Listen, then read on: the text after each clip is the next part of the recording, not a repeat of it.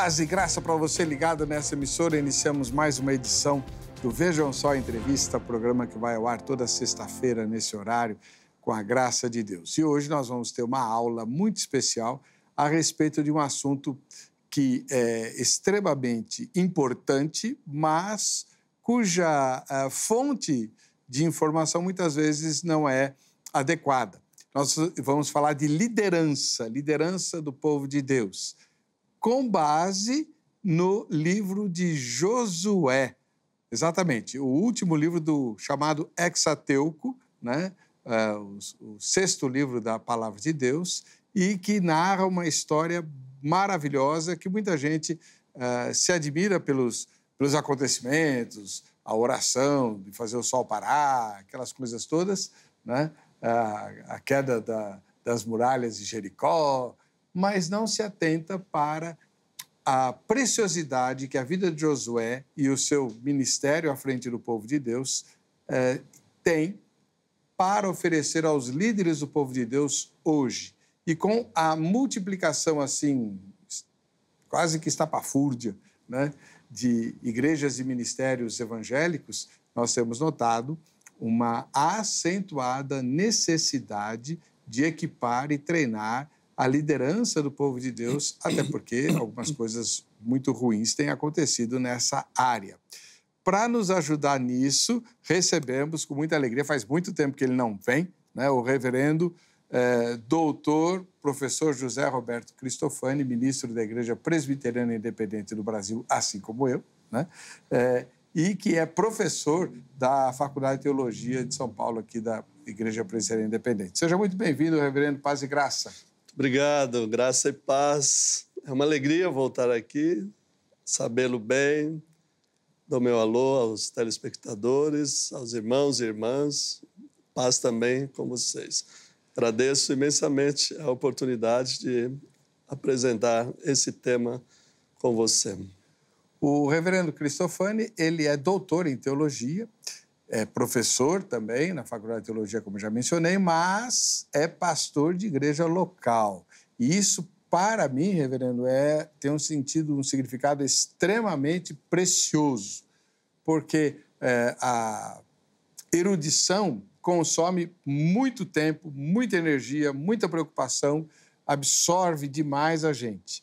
E a tentação de deixar o pastorado, o lidar com almas, conflitos, sonhos e angústias pessoais é muito grande. E o senhor resistiu a elas e está à frente de uma congregação. Isso aumenta muito a minha admiração pelo irmão. Onde fica a sua congregação local? Atualmente eu resido em Tatuí e a cidade vizinha, a 15 quilômetros, chama-se Cesário Lange. E eu me dispus a cooperar com os irmãos lá na cidade de Cesário Lange, para os quais eu mando meu abraço fraternal lá. A reunião é aos domingos? Aos domingos, a partir das 18 horas, com o túnel de oração e depois com uma confraternização e culto vespertino. Muito bom. Eu, podendo, quero fazer uma visita. Faz muito tempo que eu não vou a Cesário Lange, né?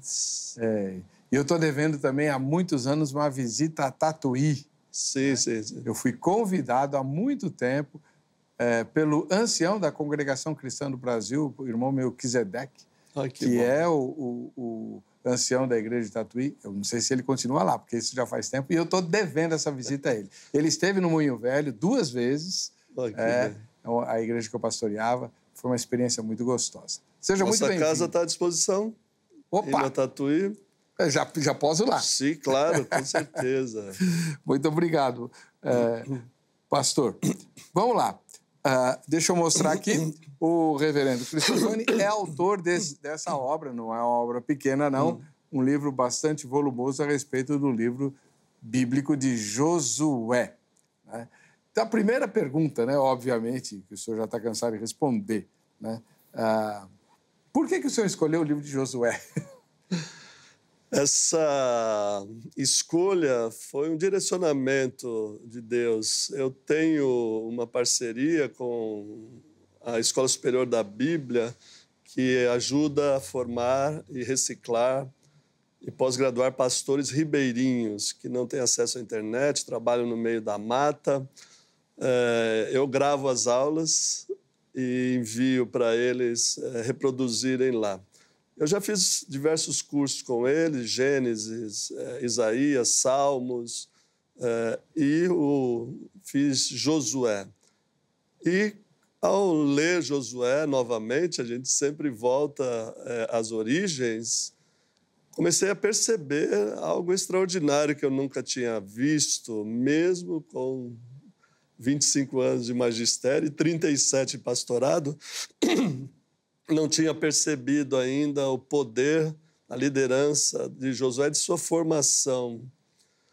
E percebi também que a trajetória de Josué se assemelha muito, ou a minha trajetória se assemelha muito a de Josué, guardar as devidas proporções, em termos de formação, de atuação, de legado, de liderança. Então, eu acompanhei Josué, primeiro no livro e depois nos outros textos, desde o Êxodo, da saída do Egito, até a sua morte no final do livro de Josué, início do livro de Juízes, e fui me vendo ali, fui prestando atenção em coisas que eu não sabia, especialmente na formação e atuação de liderança com mentoria excelente, né, extraordinária de Moisés.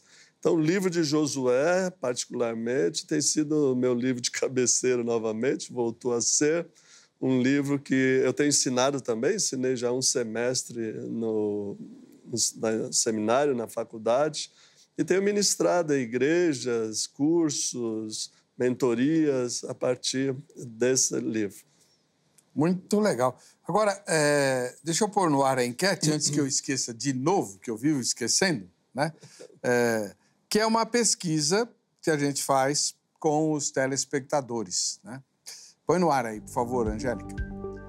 Na sua opinião, né, qual o maior problema em relação à liderança do povo de Deus hoje? Obviamente, nós estamos querendo o maior, que há vários, né? Mas qual, na sua opinião, é o maior problema? E nós pusemos duas opções apenas. Então, entre essas duas, qual você considera a pior, né? O despreparo dos líderes ou o descompromisso dos liderados? Vamos ver o resultado ao final dessa edição. Doutor Cristofani, o senhor, no seu livro, fala que a história de Josué é uma história sem fim. Exatamente. A ideia, né, que está aí, o seu legado começa agora, é que a influência, o poder da influência de um líder comprometido com os valores e princípios do reino de Deus, ele perdura para além da morte do líder, no caso Josué. A menção no final do livro, no capítulo 24, de Josué, e em Juízes, no início do capítulo 2, nota que toda aquela geração, até que toda aquela geração morresse, todos continuaram fiéis a Deus, fiéis à aliança e à mentoria, à liderança de Josué. Então, eu começo justamente o primeiro capítulo do livro, eu começo pelo final, né? Porque nós somos avaliados pelo legado que deixamos, pela influência que deixamos, pela capacidade de gerar nas gerações futuras um comprometimento com o reino de Deus, vamos atualizar assim. Então, neste caso, a influência de Josué, o seu poder, especialmente, né, sendo o substituto do Moisés, se estende até o Novo Testamento, por exemplo, e até os dias de hoje. Lembrando que Josué é a versão hebraica do nome de Jesus e Jesus é a versão grega do nome de Josué. Então, é por isso que eu digo que é uma história sem fim, porque quem começa a ler não para mais e quem se compromete com esses valores vive isso durante toda a sua vida também. Mas é muito interessante que o livro de Josué começa com um Deus aborda Josué falando de morte. É um negócio meio esquisito, né? O senhor acha que ele estava relutante? Eu acho que ele estava temeroso. Antes, em Deuteronômio, no final, quando ele já está acompanhando os momentos finais, o ocaso de Moisés, ainda Moisés o instrui, ainda o dá o espírito de sabedoria. E ali, no livro, esse é o início da terceira parte do livro e da carreira de Josué, ele estava temeroso, sim. Tanto que a expressão ser forte e corajoso é repetida 4 vezes em 18 versículos, né? E o interessante disso é que o livro termina com a morte de Josué também, né? Esse arco da morte de Moisés e até a morte de Josué é muito significativo. E eu vou dizer por quê. Porque Josué é apresentado no seu livro, distinguir o personagem do livro, o personagem Josué é apresentado no seu livro como o servidor de Moisés no capítulo 1. E termina no capítulo 24 sendo o servo do Senhor e não mais o servidor de Moisés. Isso é, ele realmente substituiu a altura e o livro tenta mostrar essa transição necessária e contínua da liderança, de Moisés para Josué, de Josué para a próxima geração. Uma pergunta que me instiga desde a minha juventude, né? Eu nasci no lar evangélico e tal, então a gente lê a Bíblia desde cedo. E uma das coisas que sempre me instigou, que me incomodou, mas por medo assim, de blasfêmia e tal, a gente não verbaliza, né? Depois vai ficando velho e vai perdendo a vergonha, né? Vamos, sim. O senhor não acha que Deus pegou pesado demais com Moisés? A transgressão dele, primeiro que foi absolutamente compreensível. Quem está à frente do povo de Deus sabe que Moisés perder a paciência não foi exagero nenhum. Segundo, ser punido da forma como foi. O senhor não acha que Deus pegou pesado demais com Moisés, não? Eu acho, concordo plenamente. O nosso senso de justiça, normalmente fundamentado na própria palavra de Deus, parece desproporcional à falta e o castigo, né? Mas eu faço uma leitura agora, depois de velho, um pouco menos literal e mais literária. Esses são motivos, né? Precisaria, como Moisés não entrou na Terra Prometida, precisaria uma explicação plausível e aceitável para que pudesse dar continuidade ao trabalho de Moisés, né? Seja como for, você tem razão, eu também acho que Deus pegou pesado, né? Como pega pesado aí muitas vezes com o seu povo, né? Quando há uma rebeldia ou quando há um deslize. E hoje nós contamos, claro, com a graça do Senhor Jesus, então as coisas nos parecem bastante mais difíceis de compreender. Mas Moisés tem esse papel, né, de fazer essa condução, tirar o povo, mas não conquistar a Terra Prometida. Isso ficou para os Josué e Caleb posteriormente, né? Uma tarefa bastante difícil, principalmente quando a gente pensa que a terra estava ocupada, tanto é que 40 anos antes eles, com exceção de Josué e Caleb, tinham desistido de enfrentar os inimigos, porque eram inimigos poderosos. E, diferentemente da geração que fugiu da guerra e ficou 40 anos no deserto, uma geração que nasceu no deserto, né? Então, como é que você vai enfrentar um povo guerreiro que está defendendo o seu território, suas casas, tendo nascido no deserto, e começa tendo que atravessar o Rio Jordão transbordando, ninguém sabia nadar? O que Deus pediu para Josué não foi pouco, hein? Não foi. O desafio de Josué era gigantesco, né? Por isso, esses 40 anos, no mínimo, né, sob a mentoria de Moisés, foram cruciais para que ele pudesse ter a sua liderança reconhecida. Isso vai acontecer só depois do capítulo, no livro de Josué, no capítulo 3 e 4, quando Deus o engrandece, mas era uma tarefa muito difícil e bastante complicada, porque o livro de Josué, a partir do capítulo 13, mostra que esses povos permaneceram, parte desses povos permaneceram e foram uma pedra no sapato dos israelitas até o exílio, né? Então, o livro de Josué tem essas duas partes. A primeira parte, que é a parte da conquista, é o que a gente ensina para nossas crianças, o Josué guerreiro, o Josué que vai conquistar, destruir, etc., recebendo acusações muito sérias de violência, etc.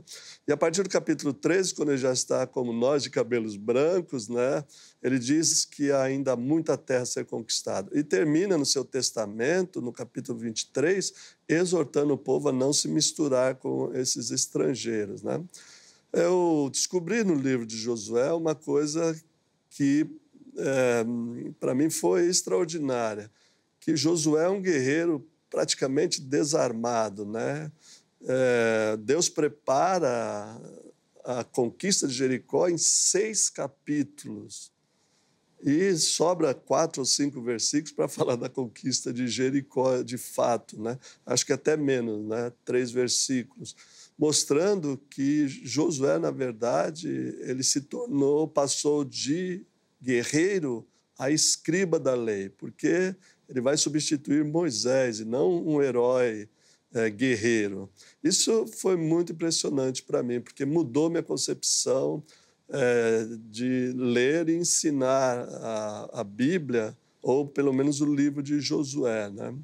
Exortando as tias, né, as irmãs, os irmãos que conduzem as crianças, para dar ênfase exatamente nesse papel do mediador da palavra de Deus, né? Ele é o verdadeiro escriba e é chamado para isso, né? Não temas, é um termo que aparece lá no capítulo 23 também, o verbo, dizendo que ser forte e corajoso é ser forte e corajoso para guardar a lei, seguir os caminhos do Senhor e não exatamente para lutar ou guerrear, coisa assim como tem sido visto aí, né? Até porque, inclusive, daqui a pouco quero abordar, as guerras são de Deus, né?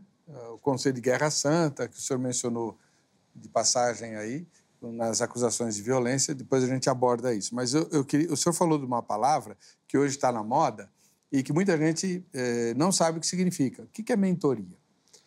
Mentoria é preciso fazer uma distinção, né, com coach, né? Certo. O coach, ele conduz a pessoa através dos seus princípios. E a mentoria, o mentor conduz o seu... A gente chama de discipulado também, né? Conduz o seu mentoriado, mas quem toma as decisões são os mentoriados, e não o mentor.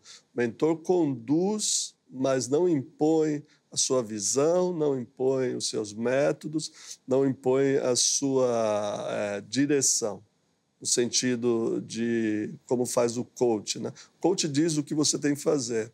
O mentor, ele diz o que é preciso fazer e prepara a pessoa. Eu vou dar um exemplo. Quando Josué é enviado com os outros 11 espias para espiar a terra, eles voltam e apenas Caleb e Josué que dão relatórios favoráveis em confiança no que Deus pode fazer. Os outros 10 são desanimadores. Quando Josué pede para os espias olharem Jericó e em torno da terra, ele manda apenas 2. Ele atualiza a estratégia. Ele aprendeu de Moisés, ele faz isso várias vezes no livro, aprendeu de Moisés como se prepara para a tomada da terra. Mas ele manda só 2 espias. É uma atualização da estratégia que mostra bem que o mentoreado tem liberdade de atualizar, modificar os ensinamentos de acordo com a situação. Então, mentor é aquele que conduz e mostra o que precisa ser feito. E até, às vezes, como pode ser feito, mas não que tem que ser feito daquele jeito. O coach é um negócio meio da moda só, né? Sim. Sim. Bom, Agora, tem uma questão no livro que eu fiquei muito curioso, queria que o senhor comentasse. O senhor fala de metamorfose, de Oséias a Josué. É isso mesmo? Isso, é. Como assim? No livro de Números, esse livro que eu escrevi aborda todos os textos, eu comento e exponho todos os textos que o nome de Josué aparece. Em Números 14, quando Moisés está nomeando os espias, ele diz assim, então a Oséias, ele chamou, filho de Num, ele chamou Josué. A metamorfose é a mudança do nome. O nome na Bíblia hebraica e no Novo Testamento também é a mudança, revela o caráter da pessoa, revela o que ela de fato é. Não é apenas um apelido, vamos dizer assim, uma forma de chamar a pessoa. Então, Oséias significa salvação e Josué significa o Senhor salva. Na mudança de nome, essa metamorfose que eu chamo, né, da mudança do nome, implica em uma mudança de concepção também. Oséias não é salvação, Josué é o Senhor salva, é o Senhor que irá diante desse povo, salvou do Egito e salvará também das outras nações. E é interessante que de Oséias para Josué, a mudança apenas de uma letra hebraica. O hebraico não se escreve com vogais, né? Então, a mudança é apenas de uma letra, né? Uma letra bem pequenininha, assim, mas tem um significado extraordinário, né? Porque ali está selado a missão, o destino e a tarefa de Josué, né? Que legal, não sabia disso. Muda-se uma letra, mas muda totalmente o sentido. O significado. Muito bacana. Bem, vamos falar, então, sobre um conceito que hoje é muito sensível, né? A ideia da guerra que Josué empreendeu em Canaã, Guerra Santa, chamada de Guerra Santa, eu não lembro agora qual é a expressão em hebraico, daqui a pouco eu vou lembrar, em que Deus determina que ele tem que exterminar os povos e que as batalhas são de Deus. Deus é que vai lutar por Israel e que ele tinha que confiar e tudo mais. Como é essa história? E outra, doutor, nós lemos esse relato com os olhos do século XXI, humanista. Nós não cometemos injustiça ao fazer algum tipo de julgamento porque o texto tem 3.000 anos, mínimo, né? Mais? Claro. Olha, primeiramente, eu preciso confessar o meu temor e tremor e ignorância sobre esses aspectos, né? Por ser um tema extremamente sensível, especialmente com o conflito no Oriente Médio, que se acirrou terrivelmente, né? Que está no debate atual. Eu acho que você tem razão, nós cometemos, sim, equívocos e injustiças com o Antigo Testamento quando aplicamos a nosso conceito, mesmo o conceito do Novo Testamento, do Pai amoroso, do Abba Pai, ao Antigo Testamento, porque nós tiramos o texto do seu entorno. Há grande dificuldade, isso é, de fato, uma pedra no sapato de todo leitor da Bíblia, especialmente dos professores de Antigo Testamento, porque há uma tentativa de, primeiro, uma posição de justificar essa violência, o que é absolutamente absurdo, né? Do ponto de vista de toda a teologia do Antigo Testamento, para não falar do Novo, toda a teologia do Antigo Testamento mostra um Deus amoroso, ao contrário desse Deus carrancudo, desse Deus violento, que a gente tem aí como herança da Idade Média, especialmente, né? Mas as pessoas tentam justificar, né, que foi Deus tomando a palavra assim como um interdito, né? A palavra, algumas traduções traduzem como interdito, essa destruição total, e em hebraico é keren, né? Ou heren, como a gente precisa pronunciar corretamente. que é esse interdito, votou ao interdito, isso é, a eliminação completa. Agora, o livro de Josué tem algo extraordinário também. Ele corrige essa ideia. Algumas gerações, e até hoje, pensam que, de fato, a população dessas cidades foram totalmente destruídas. A partir do capítulo 13, nós vemos essas populações vivas, populações que diz nos primeiros 12 capítulos, especialmente no capítulo 10 e 11. O livro de Josué tem 24 capítulos e o que o pessoal chama de genocídio, né? Eu tenho cuidado com essa palavra porque ela é muito forte, né? E ela causa mal entendidos profundos assim. O fato é que em 24 capítulos, dois capítulos, especialmente o capítulo 10, fala e de forma bem rápida e veloz dessas conquistas de Josué. O capítulo 13, não é bem assim. Essas pessoas não foram totalmente exterminadas. Uma das explicações é que, na verdade, Josué, e isso é fato, você pode ler no texto bíblico, combateu os reis e não a população. É sempre Josué e o povo de Israel, os israelitas, vou chamar assim, não são os israelenses, precisa fazer essa distinção. Os israelenses são os judeus que vivem e nasceram em Israel, no Estado de Israel hoje. Os israelitas, né, que estão transitando de hebreus para israelitas, eles enfrentam normalmente os reis dessas cidades.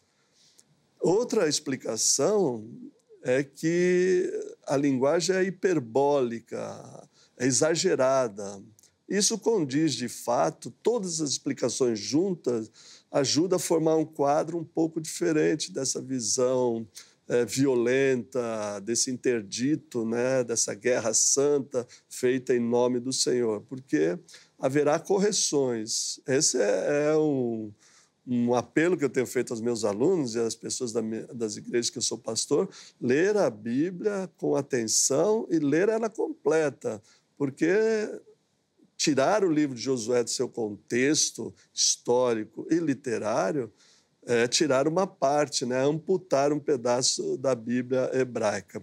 Então, há algumas explicações e, juntando essas explicações, nós chegamos a um quadro que, primeiro, Deus não manda exterminar as pessoas.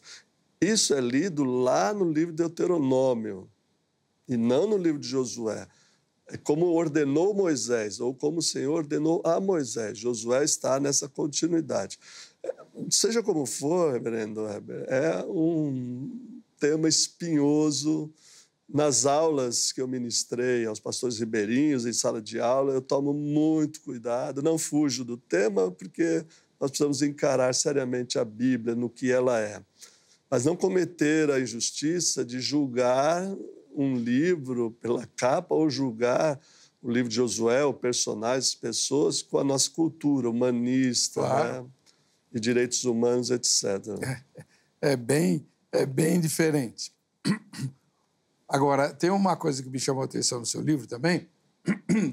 Em duas ocasiões, o irmão usa a palavra portal. Portal. Né? Então, fala no capítulo número 2, na origem, e no capítulo 20, quando Josué tem que atravessar o Jordão. Sim. Por que o senhor chama esses dois momentos de portais? Esse livro que eu escrevi foi, para mim, a libertação de um tipo de literatura que eu produzia mais acadêmica. Esse livro é fruto de uma experiência pastoral, de uma experiência em igreja, mas também de uma experiência como professor. E eu precisava escrever um livro, de fato um livro volumoso, né? Tem 312 páginas, um livro consistente, mas que usasse uma linguagem diferente, usasse uma linguagem mais apropriada e mais atual e mais comum. Portal é uma palavra bastante utilizada em filmes, em desenhos animados para criança, e revela bem essa transição que o herói faz, né? A jornada do herói, ele tem um portal a atravessar. Como eu gosto muito de astronomia, não astrologia, mas astronomia, eu me interesso, é curiosidade apenas, né? Os portais, vamos dizer assim, a Bíblia chama de portais eternos, os portais dos buracos negros, das galáxias. Então, me pareceu assim, uma palavra apropriada para essa transição. E em ambos os capítulos, uma é a transição do Mar Vermelho, o portal que se abre é o deserto, e o outro é o portal que se abre para a Terra Prometida. E para exemplificar esse novo, né? Essa abertura de algo extraordinário, novo, fascinante, emocionante, que é uma transformação, não só na vida pessoal de Josué, mas também na vida de todos que experimentam essas transições com Deus, né? Por isso eu uso a palavra portal. Não tem nenhuma característica mística. Aliás, alguém me disse, uma professora do Novo Testamento, né, Elisângela, que trabalha conosco lá, disse os títulos dos seus capítulos são bastante poéticos, né? Então, como eu sou afeito à poesia também, eu quis usar essas palavras mais atuais, vamos dizer assim, mais significativas. Eu achei instigantes. Instigante, é. Instigantes, o que é uma coisa muito legal. Sim, sim. Muito boa. E na vida do líder, existem portais também? Com certeza. Parece que a cada semana se abre um novo portal, né? Eu creio, né? Acredito que o telespectador, as pessoas também creem que Deus tem algo novo preparado todos os dias, né? A experiência de escrever esse livro com Josué também foi a abertura de novos portais, vamos dizer assim. Agora, são portais que precisam de preparação para atravessar, especialmente para o líder, para a liderança da igreja. É preciso estar preparado para atravessar esses portais, né? Porque, do outro lado, são novos desafios. Eu creio que Deus abre um novo portal a cada semana para quem está devidamente preparado, para quem já traz, através da intervenção de Deus, claro, mas do preparo, né? Com o mentor, com valores, está preparado para dar o próximo passo, né? Agora, o portal também é uma coisa muito especial, né? Eu falo que Deus abre todo dia, mas são períodos da vida da gente que parece que aqueles portais que se descortinam absolutamente instigantes e fascinantes, né? Tem uma dimensão na vida de Josué que até pensei, né? Se um dia eu me encontrar com ele lá no céu, eu vou perguntar. Porque essa é uma dificuldade muito grande que eu tenho e que, pelo jeito, o Josué não tinha, né? É a seguinte: ele saiu do Egito, atravessou o portal do Mar Vermelho, foi à Terra Prometida como espia, voltou com o relatório positivíssimo. Não, Deus nos deu a terra, ela é ótima, é fantástica, e o povo que está lá é forte porque a terra é ótima e é nossa, Deus nos deu e tal. E ele quase foi apedrejado. Quase foi apedrejado. Pois bem, o que mostra que nem sempre a maioria está com a verdade, né? Mas, bom, e ele e Caleb peregrinam, sofrendo o castigo de Deus por 40 anos, sem ter culpa nenhuma de nada, e fica esperando o momento de finalmente tomar posse da terra. E, pelo menos nos textos que a gente tem no Pentateuco, ele nunca blasfemou, lamentou, reclamou de estar sendo injustiçado. Como foi que ele suportou isso, hein? Eu chamo isso no livro de resiliência, né? A capacidade da pessoa sofrer danos colaterais, vamos chamar assim, da culpa dos outros, da atitude dos outros, né? Eu tenho notado que algumas vezes, né, Josué perdeu a paciência também. Por exemplo, quando na tenda da congregação Moisés vai para a tenda e algumas pessoas começam a profetizar fora do âmbito da tenda, Josué diz para Moisés repreender e proibir esses profetas, as pessoas que estão profetizando. Moisés falou assim, quem dera que todos profetizassem, né? Então, Josué também passa por experiências assim, vamos dizer, como nós, né? De se exasperar, de se incomodar, de se indignar, de se impacientar, né? Por exemplo, a conquista, eu falei nisso, eu estive na igreja de Pilar do Sul, falando na escola dominical sobre Josué e a gestão do tempo, né? Mostrando que do capítulo 1 até o capítulo 6, Deus vai dizendo mais 3 dias, mais uma semana, mais testando Josué. E o deserto é uma experiência para nós também, né, que lemos o texto, nós passamos nosso deserto, é uma experiência formadora, né? Muitas vezes nós passamos por isso em silêncio, o que não quer dizer que dentro de nós não há uma revolta, uma angústia, uma indignação, ou um impacientar com a coisa, né? O fato é que o texto revela isso nas atitudes dele, né? Por exemplo, quando eles descem do Monte Sinai, ele diz, estou ouvindo alarido de guerra, né? Pronto já para... Moisés falou, não, isso aí é festa, isso aí é outra coisa, né? Então, me parece que todos enfrentamos esses desafios, né? De sofrer efeitos colaterais do erro de outros e caminhar junto, né? Eles não tinham como ele e o Caleb se distanciar do grupo, né? Morreriam certamente à míngua, né? E não era esse o propósito de Deus e das narrativas, era mostrar que Deus sempre preserva, de alguma forma, essas pessoas. Eu vejo nisso o poder de Deus, mas não um poder que o tornou um super-herói como nós queremos fazer, mas um ser humano que cumpriu o seu ministério, sua missão, né? Com certeza. Só o fato de ele ser o substituto, ou o sucessor, melhor dizendo, de Moisés, claro, Deus o levou a isso, né? Mas pouca gente aceitaria, né? Esse tipo de postura, né? Estou à sombra de Moisés, mas ele conquistou o espaço dele e ele foi o grande líder. Eu costumo responder a minha pergunta lá de Deus pegou pesado com Moisés. Na verdade, eu acho que o que Deus fez, eu concordo com o senhor, uma certa desculpa. Olha, você não vai entrar na Terra Prometida porque teu papel era outro. O papel de conquistar a terra é de Josué, né? Mas se Moisés continuasse vivo, Josué jamais seria líder. Sem dúvida, sem dúvida. Né? Não teria como.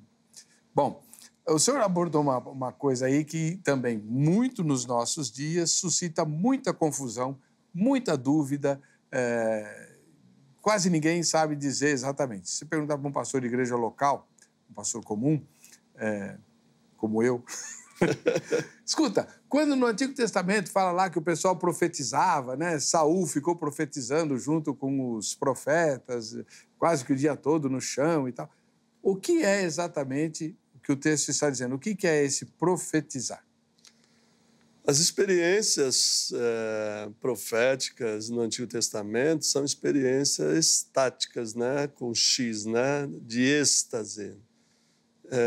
E essas experiências são mediadas por uma formação. A gente ouve falar de escola de profetas, dos discípulos dos profetas, que vão aprendendo o que fazer e como ouvir a voz de Deus. Esse nascimento da profecia no Antigo Testamento, eu estou preparando um curso agora sobre o primeiro e segundo livro de Samuel, estão passando por revendo esse período da transição entre juízes, o vidente, para o profetismo mais estabelecido, como um movimento de fato. O profetismo nasce junto com a monarquia. Por isso, Saul é desautorizado a profetizar, porque não dá para ter um auditor, né, auditando as próprias contas, vamos dizer assim. Os profetas são a consciência da nação e têm uma experiência, às vezes estática e às vezes de formação, para saber discernir a vontade e a palavra de Deus. Essa situação se tornou tão complicada que Jeremias, no debate com Hananias, né, o critério é se a palavra do profeta se cumprir, aí então ele será um profeta verdadeiro. Mas depois que se cumpriu, como as palavras do exílio, já é tarde demais, eles já não conseguiam mais ouvir.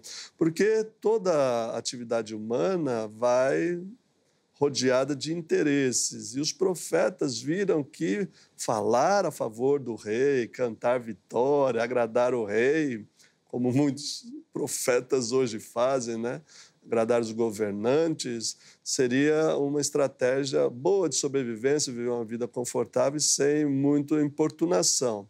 Agora, os verdadeiros profetas de Javé, ou do Senhor, como nós chamamos, tiveram, assim, suas vidas atormentadas, né? Porque tinham os critérios da aliança, que é a justiça, a igualdade e uma série de outros valores, sobretudo ter um Deus único e não se desviar para os balaíns ou os deuses estrangeiros, que permitiam que esses homens ficassem, vamos dizer, ou Deus ao lado dele ou eles do lado de Deus, né? Então, o profetismo é um movimento bastante complexo, mas de fácil acesso também, né? No sentido de que ele é a voz de Deus em meio ao povo, e a consciência da justiça, do amor de Deus, da misericórdia, da compaixão e do perdão, e do interesse de Deus em que as pessoas voltem para o caminho do Senhor, né? Então, professor, eu vou fazer uma pergunta agora que não tem a ver com o escopo do livro de Josué, nem com a sua especialidade em Antigo Testamento, mas o senhor é pastor de igreja local, né? Então, e professor de teologia, conhece profundamente as Escrituras. Quando a gente vai para 1 Coríntios, Paulo fala, eu gostaria que todos vós profetizasseis, né? E essa questão da profecia hoje é muito emblemática e problemática, né? Você encontra de tudo, desde gente que fala, não existe isso mais, até só existe isso, não é nada, e no meio uma confusão danada. Quando Paulo fala aos Coríntios sobre profetizar, ele tem em vista essa realidade do Antigo Testamento ou ele está falando de outra coisa? A grande questão é como o profetismo é entendido, tanto no Antigo quanto no Novo Testamento. Há uma corrente que olha o profetismo como a previsão do futuro, como algo que fala antes. E a própria palavra traz essa dubiedade, porque a preposição, né, usada, ela pode ser diante, antes e ante, diante de ou antes de. Então, isso é um fator complicador. Mas eu entendo que o Antigo Testamento, nós estamos aí diante de. O profeta é aquele que fala diante do rei, diante do povo. No Novo Testamento, nós temos uma mudança por influência da apocalíptica e de outras literaturas, que o profetismo do Novo Testamento começa a ter um caráter de previsão. Vamos dizer assim, muito curto período, muito curto, mas imediato. No caso, que é o caso da previsão de Ágapo lá, da fome, né, que se abateria.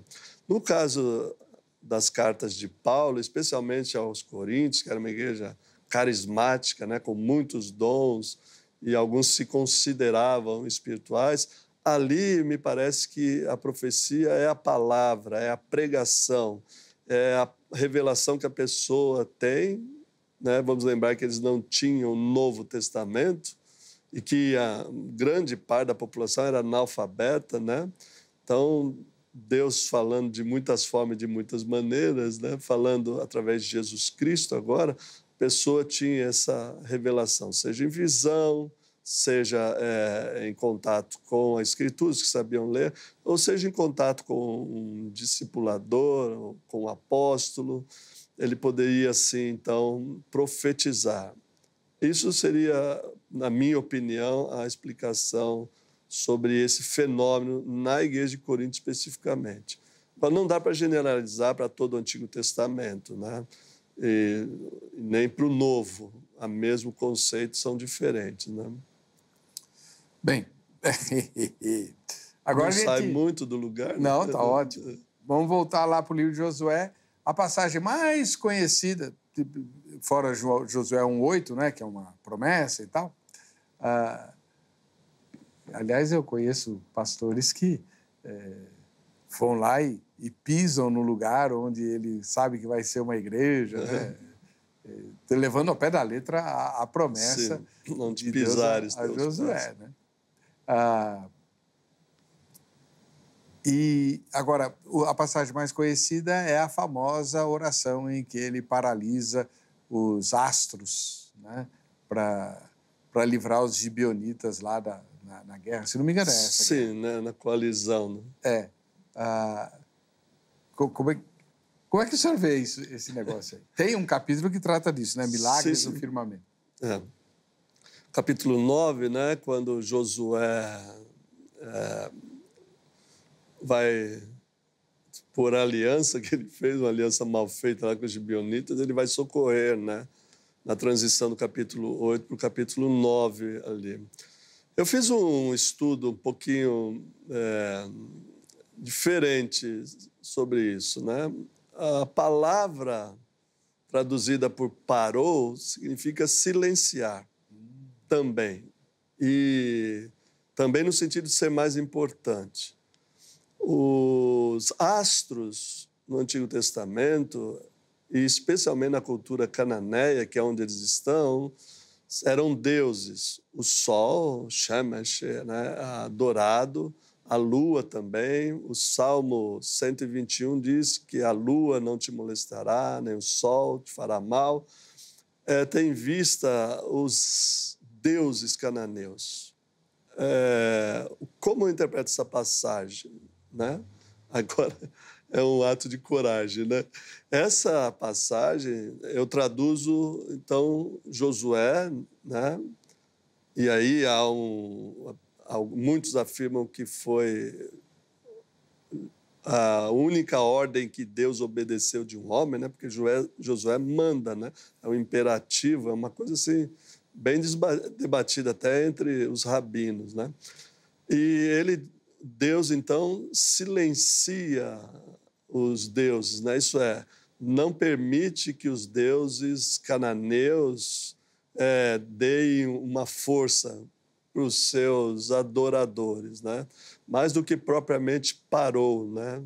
Porque isso seria um fenômeno extraordinário, um milagre, né? Não estou duvidando aqui, mas seria bem mais compreensível se a gente pudesse entrar dentro da cultura e ver que o Sol e a Lua não são astros. No texto não são vistos como astros, mas são vistos como deuses, né? Tanto que essa passagem é um adágio, né? Que aparece no livro dos Justos, é um livro perdido também que ninguém sabe do que se trata, onde essa passagem é referida, né? Então, eu vejo assim que a força dos deuses cananeus nesse confronto com o Deus de Israel, dos israelitas, não foi silenciada. Eles não tinham poder para dominar a batalha. Essa é a interpretação que eu faço. Legal, gostei.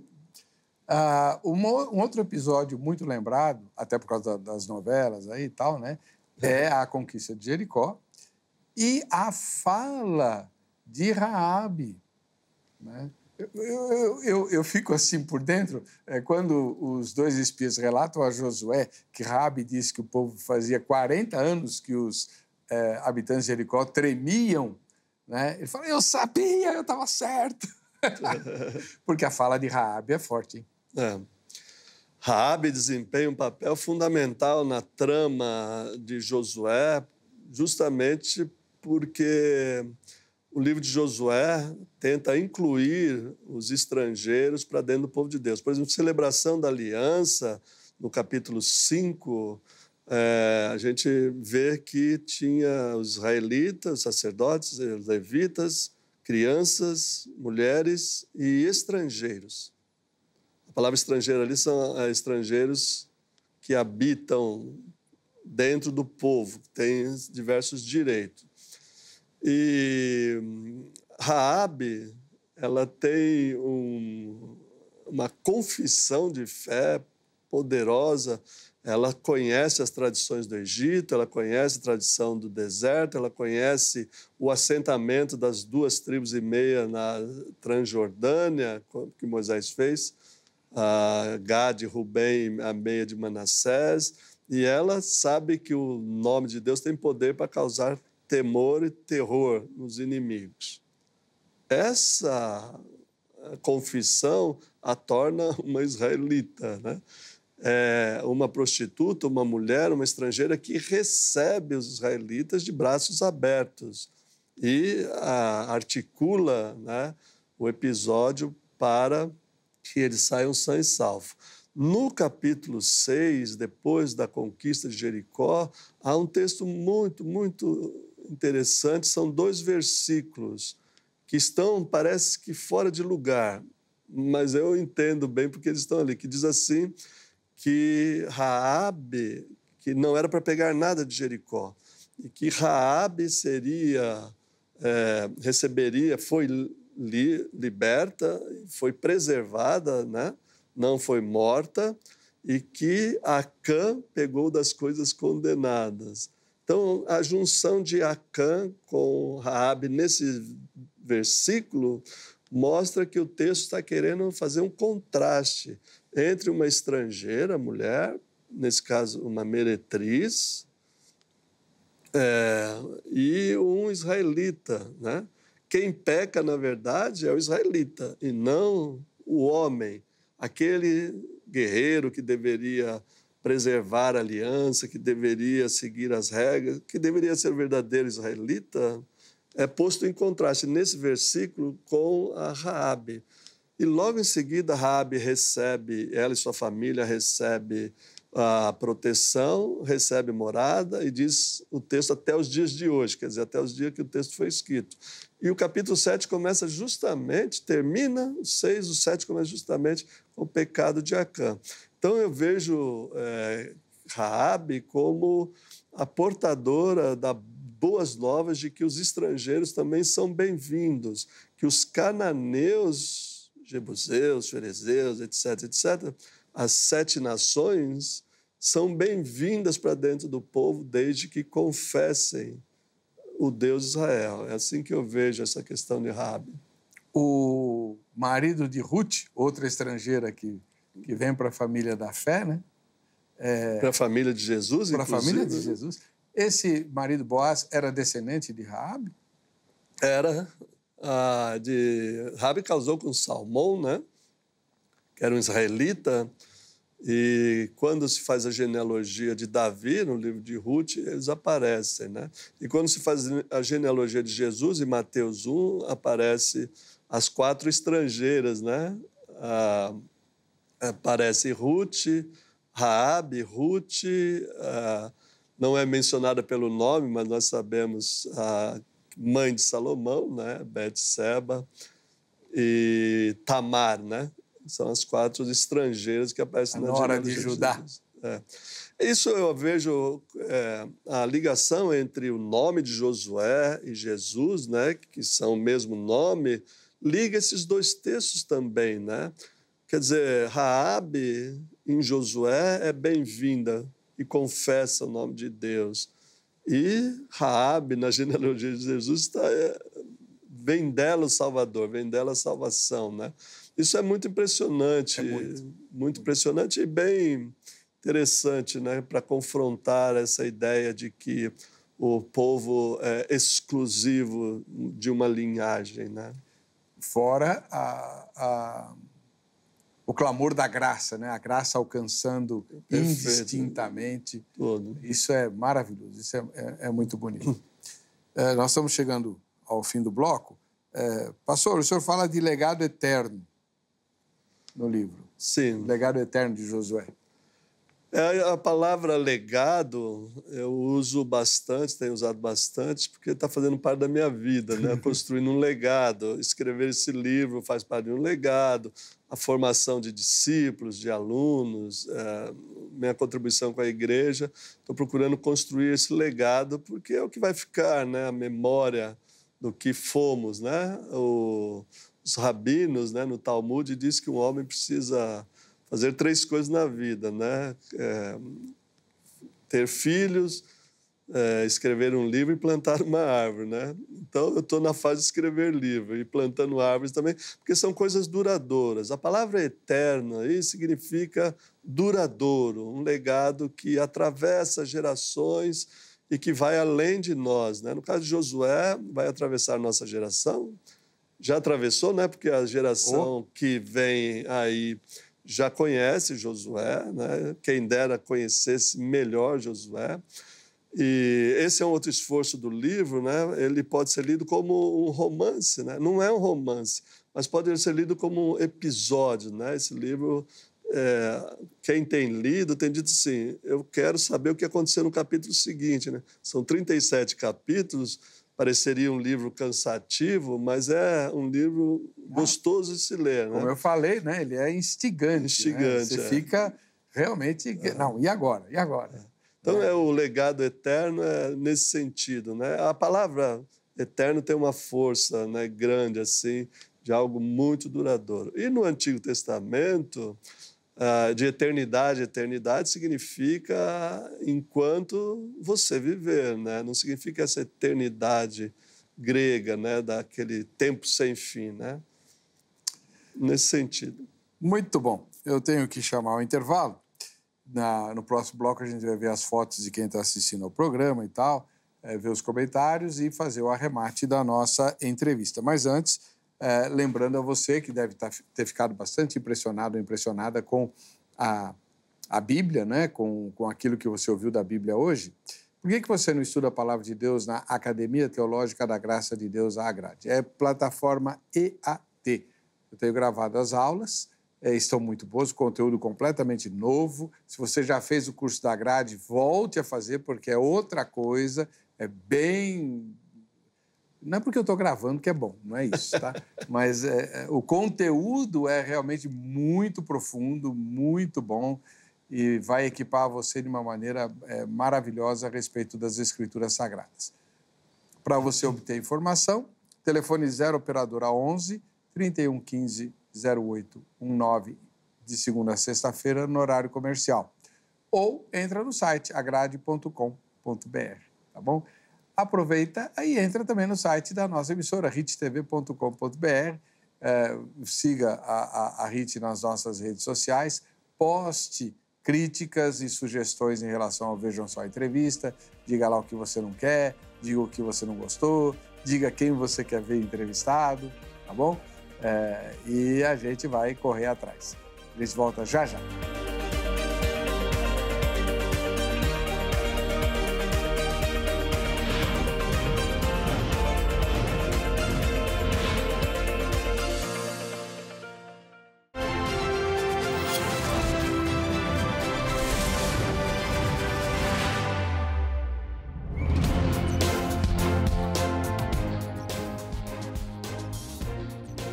Esse é o programa Vejam Só a Entrevista.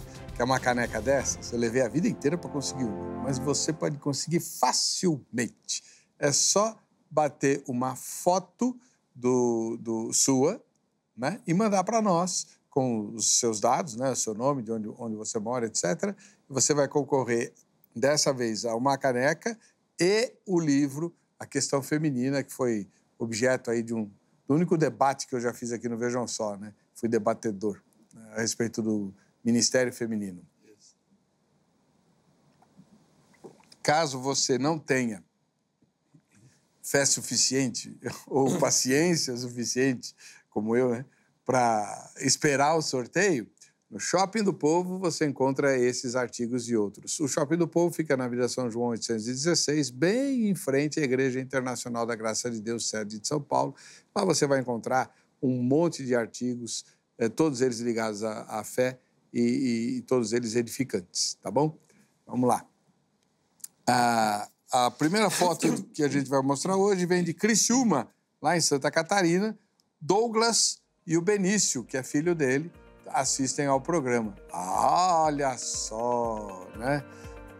Benício, acordado essa hora com o zoião. O pai já tá meio dormindo, mas o filho, olha só, dá uma olhada.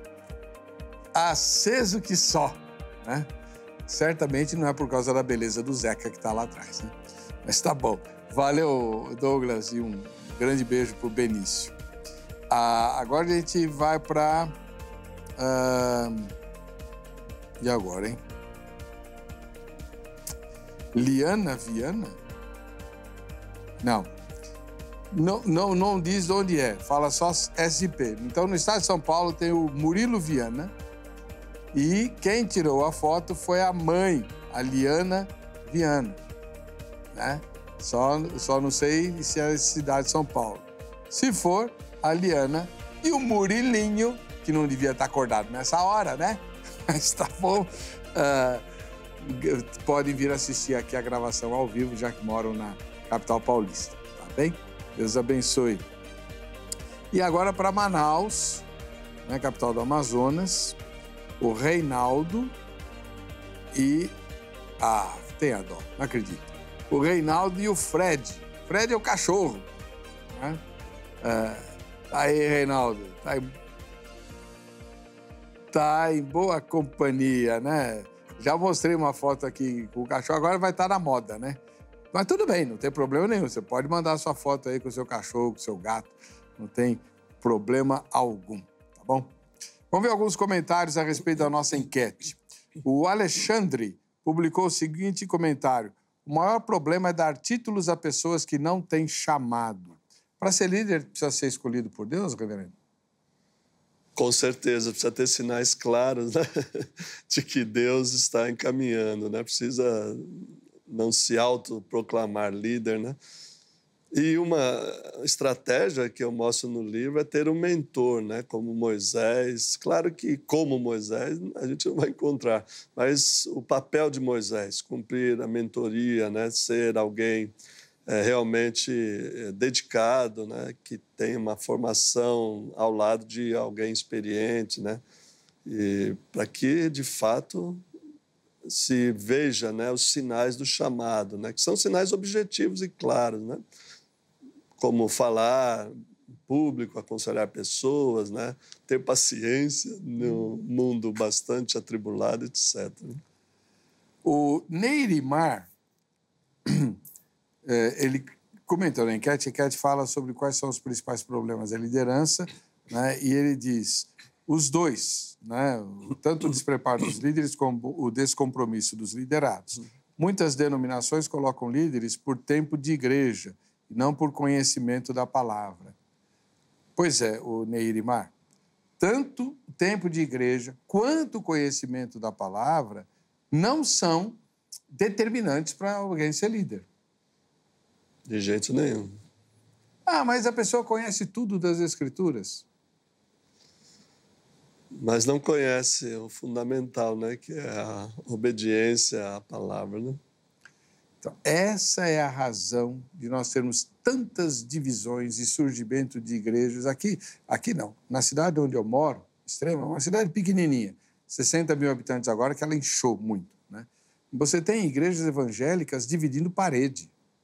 Puxa vida. Não, e não é uma ou duas, tem um monte. E não é força de expressão. Não, literalmente, que fazem o culto no mesmo horário. Eu não entendo isso.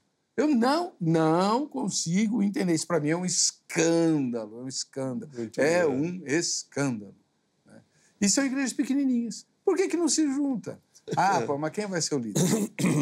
Esse é um problema. Quem vai mandar, né?